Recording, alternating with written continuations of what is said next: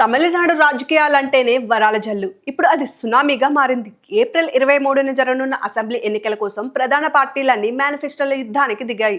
ఒకవైపు అధికారిక డిఎంకే, మరోవైపు ప్రతిపక్ష ఏఐఏడిఎంకే. ఈ ఇద్దరి మధ్యలోకి ఇప్పుడు దళపతి విజయ్ తన టీవీకే పార్టీతో భారీ హామీలను విసిరారు.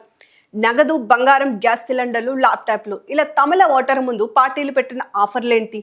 ప్రజల నమ్మకాన్ని గెలిచేదెవరు? Let's watch this special report. తమిళనాడులో ఉచితాల పర్వానికి తెరలేపిన డిఎంకే ఈసారి సూపర్ స్టార్ మేనిఫెస్టోతో ముందుకొచ్చింది. ఆదాయపు పన్ను లేని మహిళలకు 8,000 విలువైన గృహోపకరణల కూపన్లు, నెలకు 2,000 ఆర్థిక సాయం, విద్యార్థులకు ఉచిత ల్యాప్టాప్లు డిఎంకే ప్రధాన అస్త్రాలు.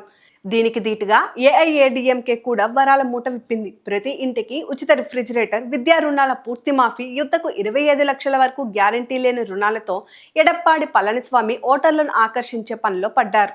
అయితే ఈసారి సీన్లోకి కొత్తగా వచ్చిన దళపతి విజయ్ పాత పార్టీల మైండ్ బ్లాక్ అయ్యే హామీలు ఇచ్చారు. మహిళా ఓటర్ల టార్గెట్గా పెళ్లి చేసుకునే మహిళలకు 8 గ్రాముల బంగారం, పట్టుచీర ఇస్తానని ప్రకటించారు. డిఎంకే, ఏఐఏడిఎంకే ఇస్తామన్న 2,000 కంటే ఎక్కువగా, అంటే నెలకు 2,500 నగదు సాయం అందిస్తామని హామీ ఇచ్చారు. అంతేకాదు, ఏడాదికి 6 గ్యాస్ సిలిండర్లు ఉచితం అని, అన్ని రకాల ఆర్టీసీ బస్సుల్లో మహిళలకు ప్రయాణం ఫ్రీ అని చెప్పి ప్రత్యర్థుల లెక్కలను మార్చేస్తున్నారు విజయ్.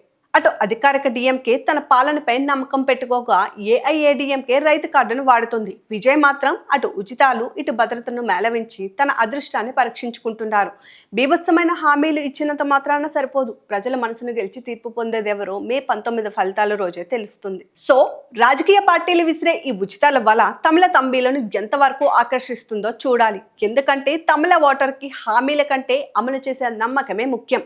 ఈ హామీల యుద్ధంలో గెలిచేదెవరో, ఓడేదెవరో తెలియాలంటే మరో 2 నెలలు వేచి చూడాల్సిందే.